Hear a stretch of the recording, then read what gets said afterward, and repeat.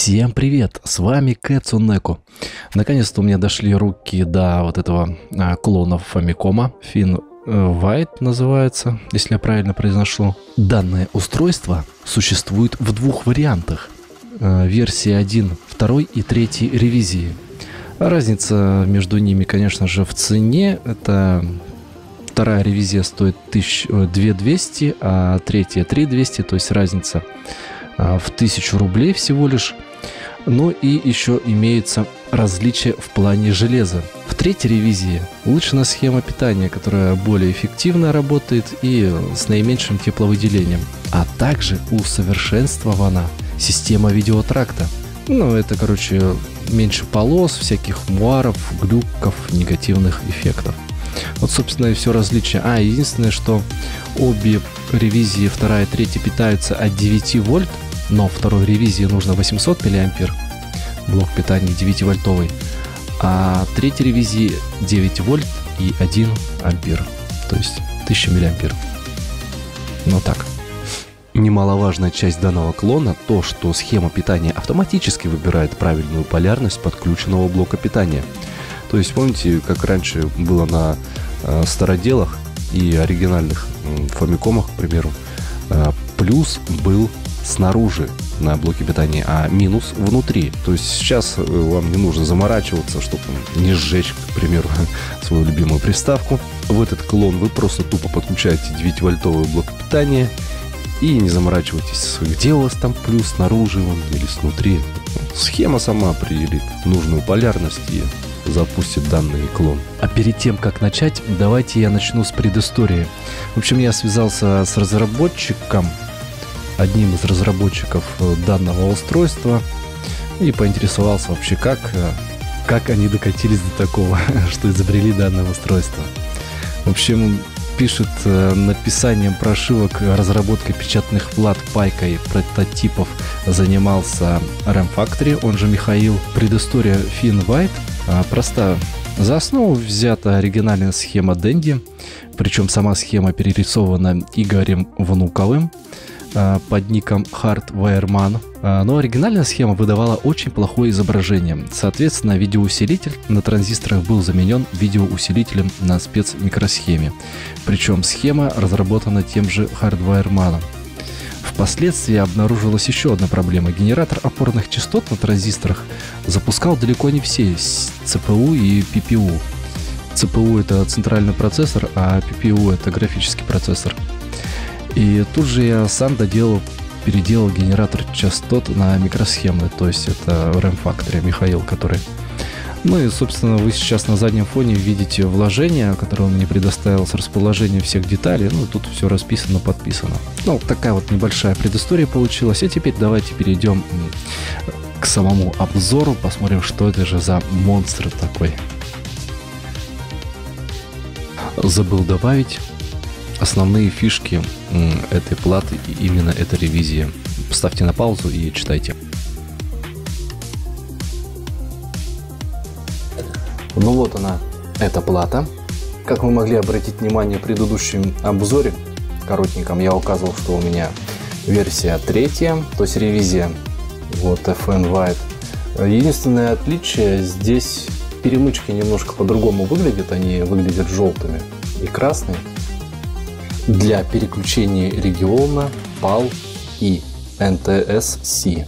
Как вы можете обратить внимание, положение вправо 21.477 МГц, а положение лево 26,601 МГц. Вот здесь расположены как раз два кварца. Это, видимо, плата микрохоуправления и переключения. А так она полностью идентична, как и вот на фото было. Самой важной частью этого устройства являются вот эти две каретки для сменных чипов CPU и PPU, то есть центрального процессора, хотел сказать профессора, и графического. Вот смотрите, у нас центральный процессор расположен здесь, тут даже маркировка указана. Вот RP, что-то 2A03 и UA6527. Это стоят сейчас чипы японского региона. То есть, обратите внимание, вот их маркировка RP2A03G, по-моему, так и произнес. И у PPU графического процессора также имеется маркировка. Она расположена здесь. Вот как раз RP2C02 или O2 и UA6538. Первое указано — это японский регион, то есть NTSC, а второй типа как паловский. Вот. А сама приставка поставляется с вот такими графическими и центральным процессором. Давайте я сейчас покажу, как их нужно вставлять. Как вы видите, имеется у процессора ключ. Что за ключ? А ключ — это, видите, выемка такая с одной стороны процессора. То есть отчет МОК идет. Смотрим на его маркировку UA6527P. То есть это у нас CPU идет. Вот у него ключ с левой стороны. ЦПУ у нас находится вот здесь. Что мы делаем? Отщелкиваем лапку-фиксатор и вынимаем. Убираем в сторонку на мягкую штучку, чтобы ничего не повредить.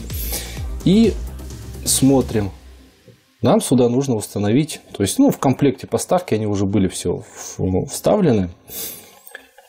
Обратите внимание, что вот здесь белая полоса такая, как бы с загнутой вовнутрь штукой. И на самой микросхеме имеется аналогичная, то есть правильная установка у нас происходит вот таким способом. Ключ повернут к плате с картриджем. Обратили внимание, да, они у нас вот совпались. Теперь придерживаем и защелкиваем. Все. ЦПУ мы поставили. Теперь PPU таким же способом. Убираем японский регион и ставим регион Dendy. Здесь у нас также имеется ключ. И имеется ключ вот здесь. Значит, устанавливаем таким способом. Все, сверяем. Да, вот выемка, вот выемка. Но у меня подписано вообще на микрухах, вот читаете здесь UA6527, чтобы вообще в край не запутаться. И внизу вот написано UA6527.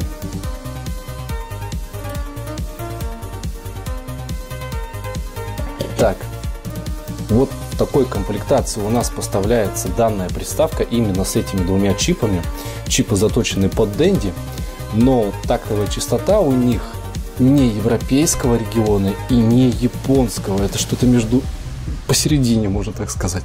Наверное, все смотрели «Проклятие серого слоненка» от Паши Киномана, Павла Гринева, что Dendy делали в Тайване. Так что вот тайванцы там намутили, накрутили и получили Dendy. Так, давайте проверим, в чем разница, какие лучше выбрать игры, играть на Dendy и играть на японских чипах. Соответственно, цена вопроса. Эти уже в комплекте поставляются, так что о их цене можно и промолчать, не говорить. А вот об японских я пару слов скажу, когда мы их будем использовать. Ну, давайте приступим к запуску данного устройства. Так, я забыл пояснить, когда я поменял дендевские чипы, поставил, да, у нас перемычки, вот эти перемычки нужно перевести в положение влево. Сейчас у нас стоит NTSC, то есть японский регион, японский. И, кстати, американский тоже она работает в NTSC, а европейские работают в PAL, ну и Dendy, соответственно. Так, прикольным светится синим огоньком, так, светодиодик, то есть работа нашей приставки. Я все запустил, давайте перейдем теперь на экран. Играть я буду вот на таком геймпаде, короче. Все подключено по аудио-видео. И начнем мы с Battle City. Напомню, еще чипы стоят Dendy, поэтому мы запускаем либо японскую версию, либо американскую, которую работают в НТС. И давайте американскую запустим. В принципе, они работают одинаково, что японская, что американская.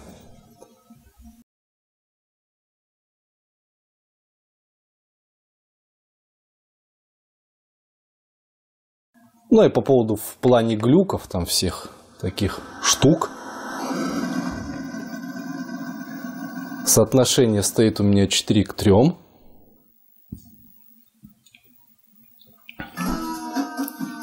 Вот, P-Size, видите, посередине. Если видно вам, конечно. Слышите, как музыка медленно играет?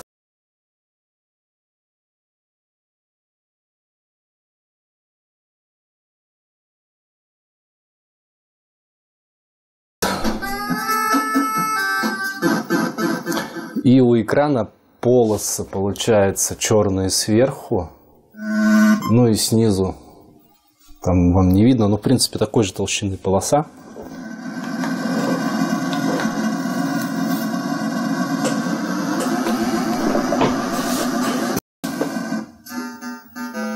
Слышите музло какое?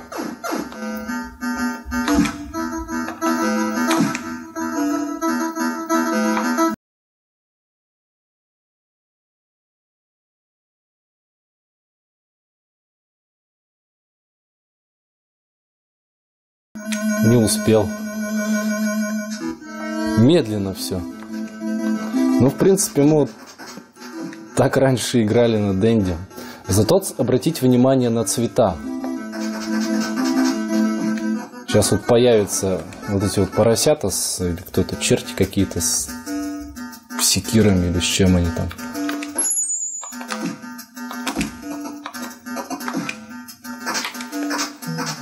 Они такие себе розового вида, как бы. Давайте еще немножко пройдем. Там черно-белый выскочит. Пинается гад такой. Вот он, черно-белый у нас.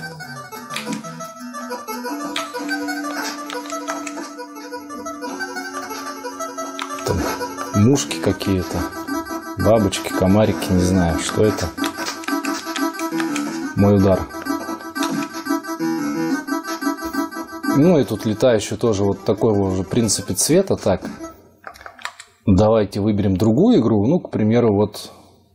давайте я вам покажу сейчас, запущу европейский батл. Вот, видите, на конце буковка И стоит.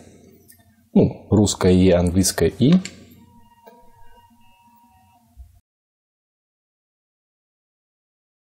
Обратили внимание, да, буква А какая-то вот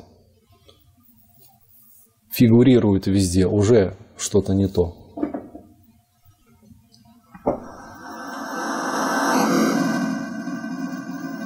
Там, смотрите, полоса справа, да, какая-то, где планета, кусок. Звук уже, обратили внимание, чуть побыстрее.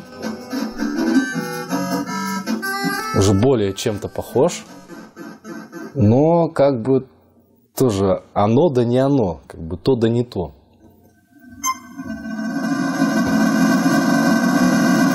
По цветам в принципе так же, ну не в принципе, а вообще по цветам так же. А видите, что творится? Пошли глюки конкретные. Вот поэтому мы играли в основном в японские игрушки в детстве. Ну, мы их называли китайскими, конечно же. Ну, давайте запустим уже для чистоты эксперимента японскую версию. Кстати, я тестирую на картридже Flash.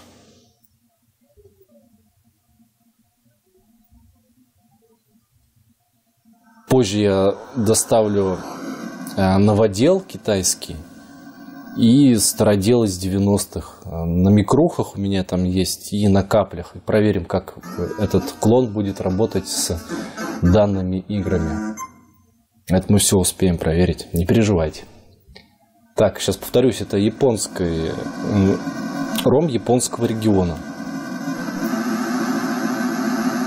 Также он NTSC, то есть NTSC, такой же, как и американского региона был.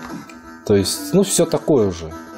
Такой же звук, только идет он без косяков. Хотя вот смотрите, обратите внимание, в левом верхнем углу, вот здесь, какие-то артефакты, что ли, мишура, мусор появился графический. Ладно, давайте перейдем к другой игре. Ну вот контра у меня есть. Также русская, американской почему-то нету. Ой, европейской.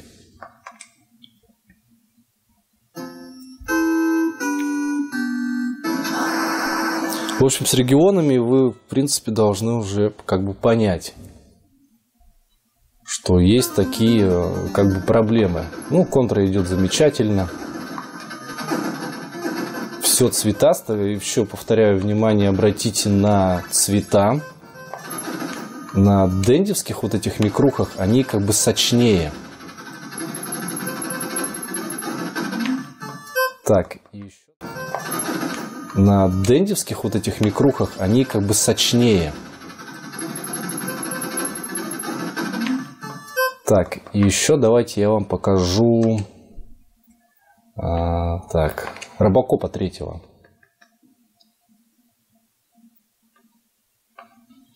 Так, где он там?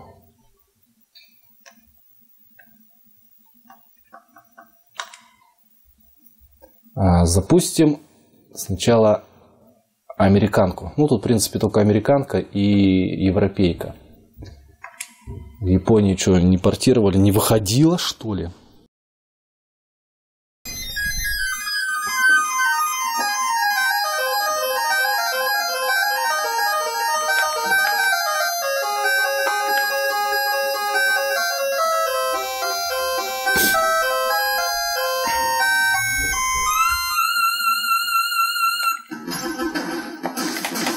Так, обращаем внимание, работает американка замечательно, без каких-либо графических косяков.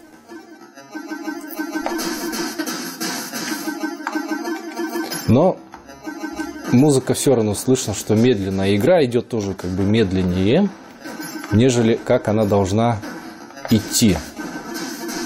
Но это все, как бы говорю, повторюсь, что если вы хотите чисто ностальгировать, она работает, данная приставка, в данный момент как Dendy Junior. Ну или как Dendy. В Dendy, по-моему, они все одинаково работали. Что Junior, что не Junior. Ну, от стиплера, в общем. Так, теперь обратите внимание, я сейчас запущу европейскую версию данного рома, то есть данной игры.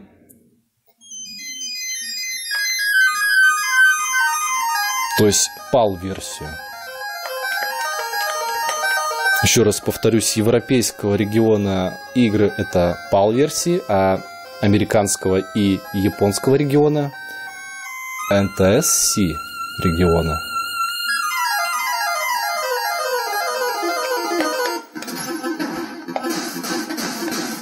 Обратите внимание на данного рода глюки. Они появляются из-за того, что у нас процессор по частоте не совпадает с NTSC по частотам, и поэтому отрисовывают неправильную картинку. То есть раньше там разработчики умудрили такое, что там в такт процессора рисовать там определенные блоки. Ну, в общем, замудрено примерно как-то так. Я не профессионал в этом вопросе, но примерно понимаю. И вот такая вот мишура у нас появляется. Поэтому на Nintendo Entertainment System NES ставили региональные, ну, защиту, короче. Как не защиту, а это. Ну да, получается. Региональные чипы, чтобы игры от других регионов нельзя было запустить. Да и форм-фактор картриджа был другой. Японскую тупо не запустишь на ней, и все. В смысле, на NES.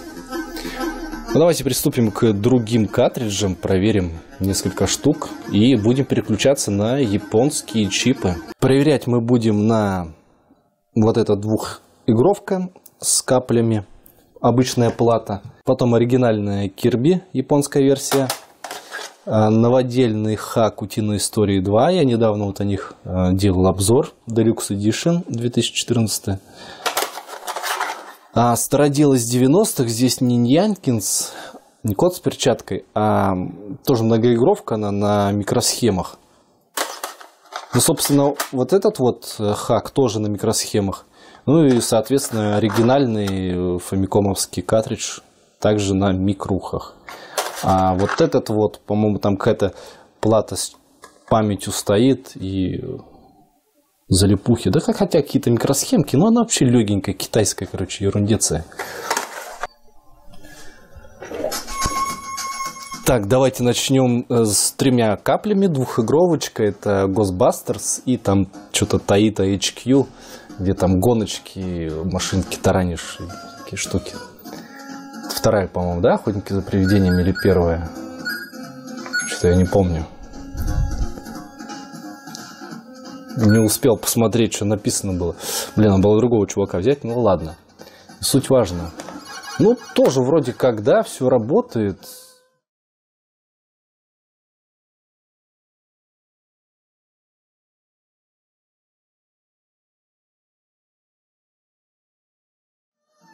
Вот в эту игру я давно не играл, поэтому вроде бы как и звук меня устраивает. Просто вот в эти контры я как бы недавно играл, поэтому я помню, как должно звучать. Джойстик китайский подхрустывает.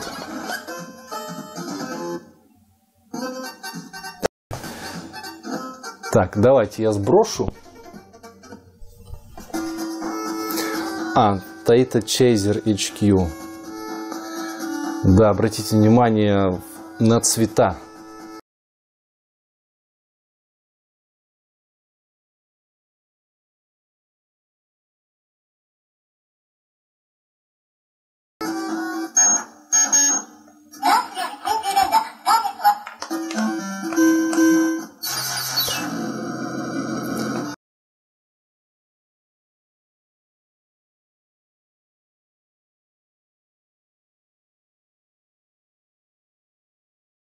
Погнали. Ну, в общем, все цветасто, все работает окейно, зашибенно. Давайте перейдем к следующей. Так, ну раз начали с китайской вакханалии, так и давайте продолжим с Double Dragon, к примеру, 4.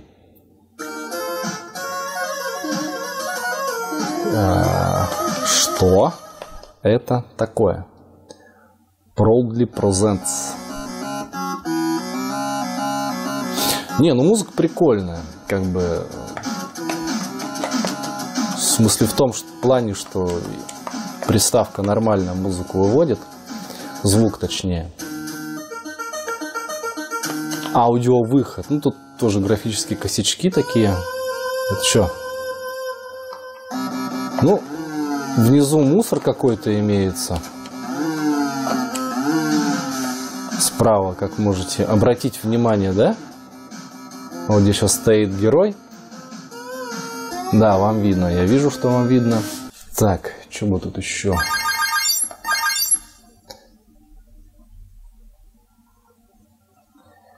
Это я тоже не знаю, что это за игра такая. Какие-то лягушки.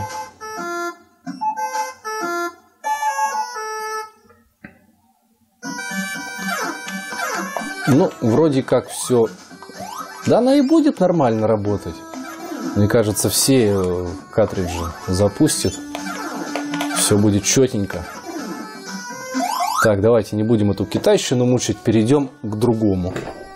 А вот здесь уже начинается приколюха. Я нажимаю сброс, но ничего не происходит. Запускается тупо ЧПДЛ. Это вот этот синий картридж Нянкинс. Если я не ошибаюсь, тоже делал обзор на картридж 90-х. Это была многоигровка. Она чисто на микрухах. Он тяжеленький. А ЧПДЛ, по-моему, была самой первой игрой. Он запускает самую первую игру почему-то, я не знаю. Она на японском, кстати.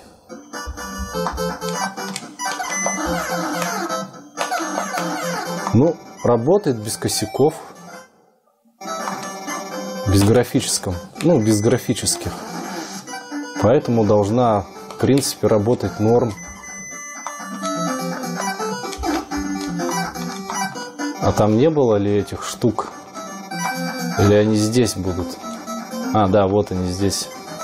Я уже думал, этих кубиков не будет. Ладно, давайте сейчас попробую вытащить, воткнуть картридж по новой. А вот картридж 4-игровка в корпусе Immortal вроде как запустилась с выбором игр. Ну, тоже слышно американский ROM. NTSC. Ну да, ничего прикольного на подсветасти. Сейчас вы увидите японского региона.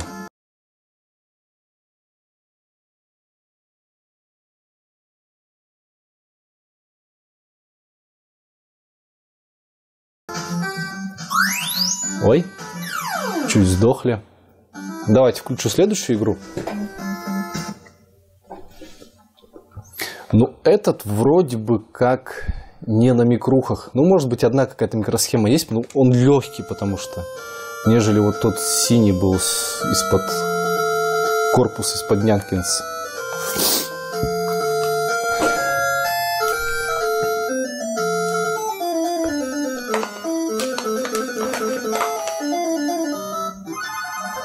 А это уже японский ROM.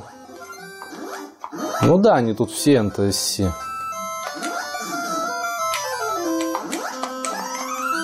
В общем, нормально работает. Почему тот, я не знаю. И, как мы видим, DuckTales 2 Deluxe Edition заработала у нас. Вторая часть. Тоже американский ROM. Слышно, что звук немножко медленный. Музыка. А, на старт же можно нажимать, пропускать все эти болталки, пищалки. Все, поскакали. Хотел сказать Дональд Даком. Селезин, Скрудж, Макдак. Да, тут заморочки всякие нужно. Будет ее как-нибудь пройти сначала оригинал. Ну, в общем, работает, да, работает нормально. Давайте перейдем к последнему. И последний картридж — это у нас Kirby. Ну, лицензионный, японский. Работает шикандос. Вегетарианская долина. Ну, давайте, не знаю, где тут первый уровень. Зайдем. Ради тестирования. Как она летает? Во. Что засмотрелся налево, там как-то экран пропадает, что ли. Ну, съедается с такими косячками. Но, в принципе, оно и есть иногда по бокам. Такая мишура. В общем, все зашибись. На дендевских чипах все читается отлично. Кроме вот, да, единственное, на микросхемах не запустилась многоигровочка. В смысле, выбор игр. Потому что, не знаю, почему перешло все. Короче, первая игра по счету запустилась. Давайте сейчас микросхемки поменяем на японские. И протестируем в том же порядке японские микрухи, то есть регион NTSC. Процесс смены чипов я не стал показывать, я вам уже показывал это. И единственное, что перемычки не забывайте переставлять в правое положение для японских чипов. Кстати, где же я их взял, эти японские чипы? Их можно заказать на AliExpress, но не факт в том, что вам придут именно вот эти вот японские. Американские, ну, я не знаю, также, наверное, достаются из приставок. Потому что для точной уверенности, что у вас именно ЦПУ и ППУ японского либо американского региона будут тогда, когда вы сами выпаете их из приставки. Я к себе, к примеру, заказал тушку клона, тушку Фамикома для донора, так сказать, вот этих чипов. Вот, за 2000 рублей. То есть это 3200, да, и это 2. Вот считайте, сколько будет. Плюс 350 рублей доставка. Вот. А вот эти чипы сейчас в данный момент, которые стоят, я достал их из своей термофен строительный, выпаял. Ну, как придет тушка, я также проделаю с ней те же самые действия. А эти чипы назад впаяю. Ну и посмотрю, там, в принципе, в них небольшое различие есть. Может быть, тоже выпаю и погляжу, как оно будет работать. Ну, давайте приступим. Начнем с Battletoads, американской версии игры. Посмотрим, как она у нас будет работать. Как видим, буквы А у нас на экране. Ну, вот она присутствует, но не на всех экранах, да, как было с чипами Dendy и европейским ромом. Никаких косяков нету. Обратите внимание, что цвета немножко тусклые. И на музыку. Ага.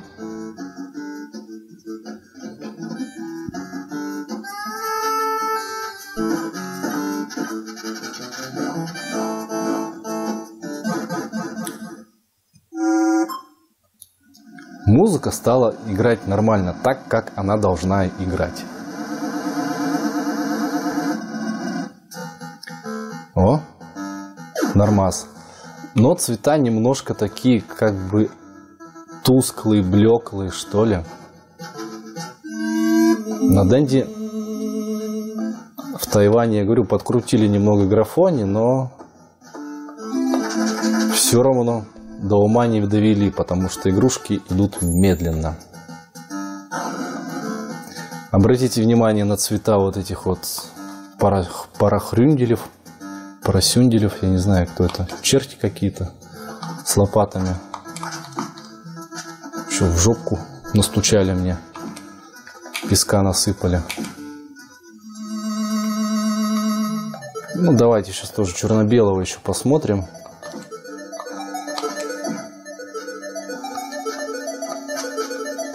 Разбиваем, 750 очей. Ну да, вот так вот выглядит черно-белый. Так, это у нас был американский ром. Японский запустим. То есть именно под эти чипы. То есть, видели, американский работает нормально. Ну, японский тут, что, по-моему, текст на японском будет. В принципе, на вот этих чипах японских от Famicom можно играть в американский ром спокойно, без каких-либо косяков. Также звук нормальный, но единственное, видите, что Psycho-Pix сюжет у нас на японском. И самый главный, как вы могли обратить внимание, у нас сверху и снизу полос нету.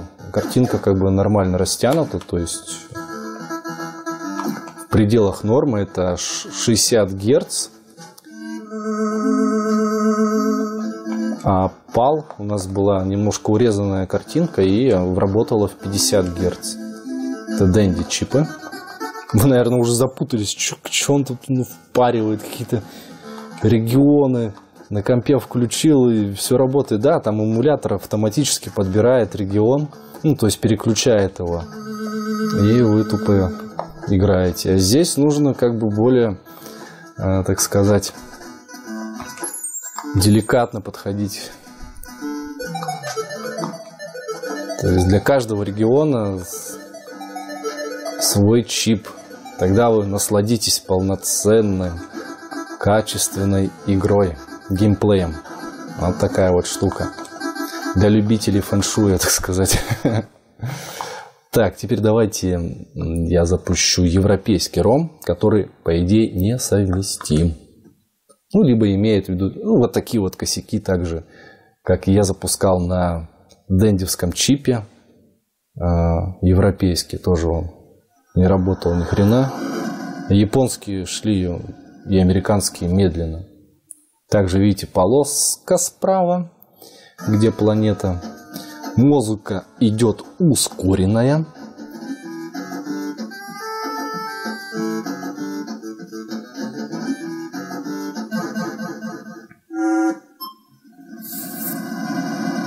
Смотрите, какая мешанина пиксельная.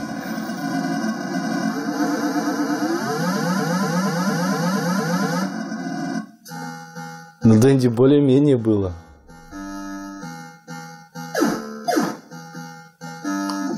Зато можно продумывать каждый свой шаг. Смотрите, все как медленно. Зато удар такие смачные, ну, звуки ударов. А что их... их оглушил с одного удара, что ли? Слушайте, она что, легче? Что-то я не понял. Их же вроде там с 2 ударов надо было, ну, вот этих первых свиней убивать. Ну, хватит меня стукать.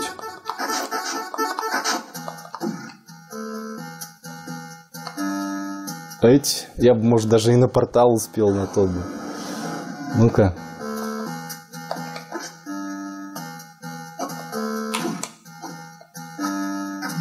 Да, нет.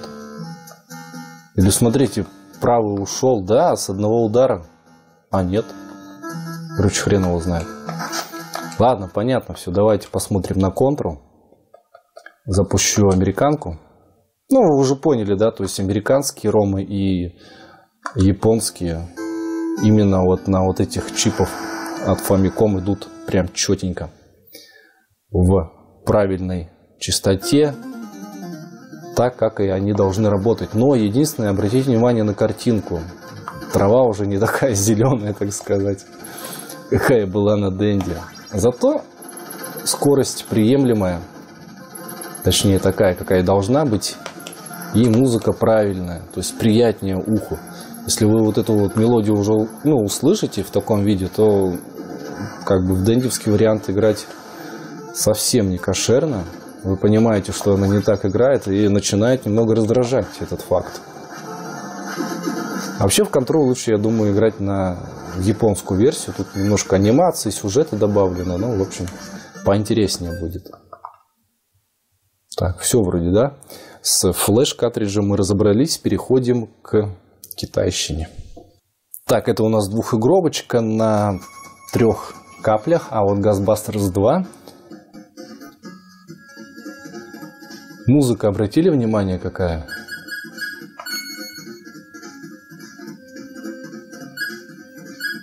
Вот я обычно либо Рэй беру, либо Игона.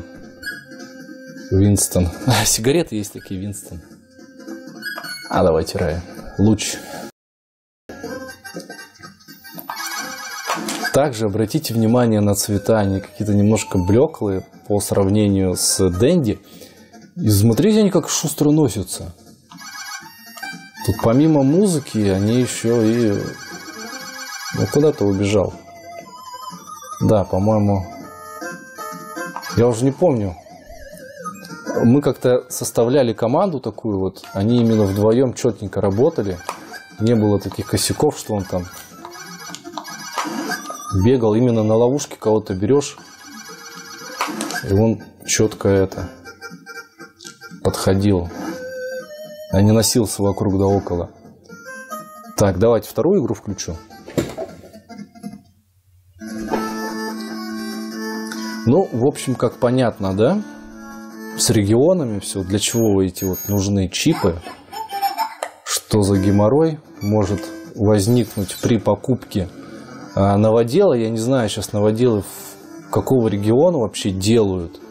И какие игры на них поддерживаются. То есть без флеш-картриджа я не знаю, как на них играть именно правильно. Давайте приступим к следующему картриджу. Это у нас китайская многоигровка. Что мы там запускали? Double Dragon 4, да?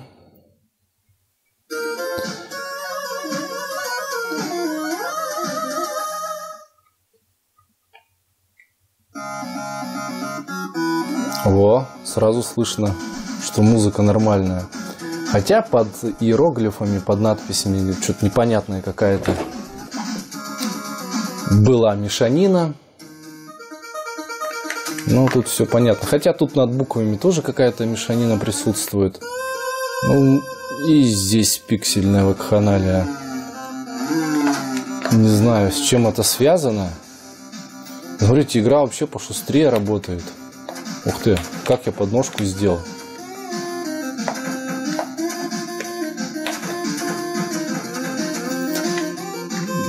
Какие-то такие, смотрите, чуваки, у которых накачаны руки, но не накачаны ноги. В общем, да, работает, все окей. Давайте также эту лягушку запустим, посмотрим.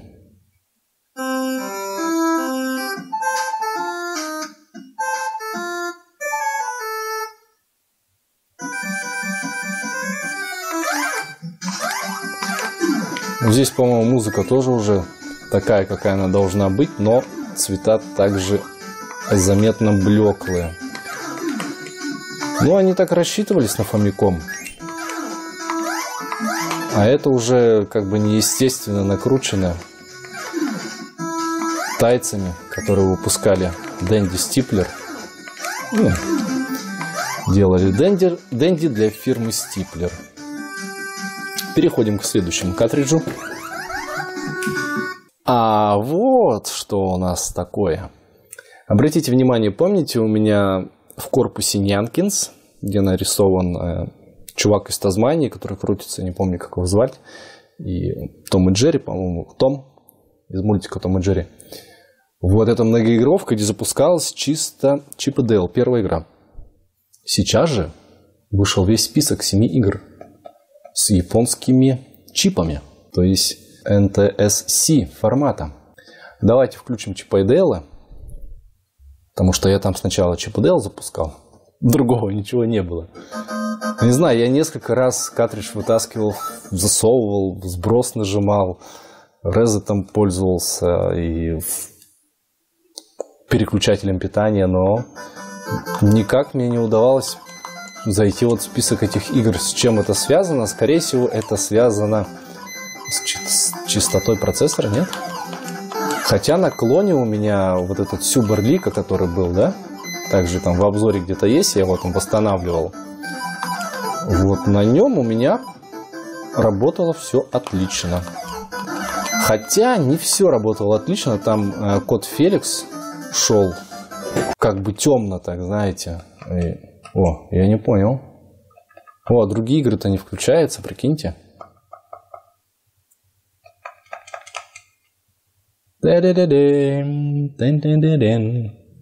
Так что вот такие вот пироги. Не знаю, с чем это связано, но эта многоигровка отказывается запускать другие игры. Что-то, видимо, как-то система ввода-вывода не та. Давайте перейдем к следующей многоигровке. Так, тут у нас запустилось все нормально, да? Феликс Кат, все растянуто, звук отличный. Да, вот, кстати, Феликс Кат на той Сюбер Лика приставке моей был затемненный, так же, как и Джеймс Бонд Джуниор, Джангл Бук, по-моему, Скалолаз, Смертельное оружие. Ну, там еще, может, какие-то. То есть, как будто яркость была выкручена в минус. Темновато шли. Ну что, нормальная музыка. Отлично играет. Все четенько.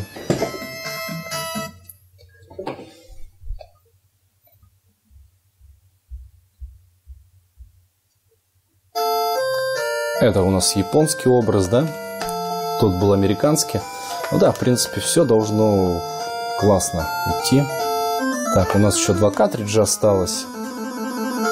Это Утиная история, новоделка Хак и оригинальный Кирби. Ну да, работает все четко. Что и следовало ожидать. Ну, в общем, у меня-то флешак имеется, так что DuckTales 2 Deluxe 2014, это Хак. Слышим по звуку все так, как и должно. Музыка с правильной скоростью играет. В принципе, у меня есть флеш-картридж, поэтому мне не так уж и огорчил тот факт, что не запустилась вот эта многоигровка. Потому что у меня вся база данных игр на Dendy. Ну, тот 0,01%, который не запускает данный флеш-картридж, я в эти игры вообще играть не буду. Там какой-нибудь,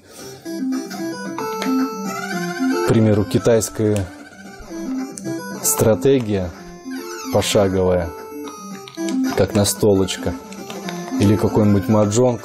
Ну, в общем, ерундеция полнейшая.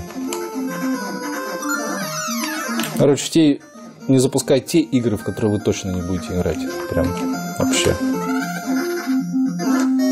Ну, в общем, давайте перейдем к следующей игрухе. Как и следовало ожидать, все запустилось. И нормально работает.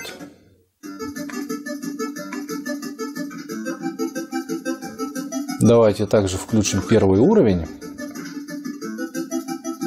Полоску, да, видите, слева синюю? Ну и музыка, соответственно, с правильной скоростью. Цвета немножко не такие, как на Денди, но приемлемо.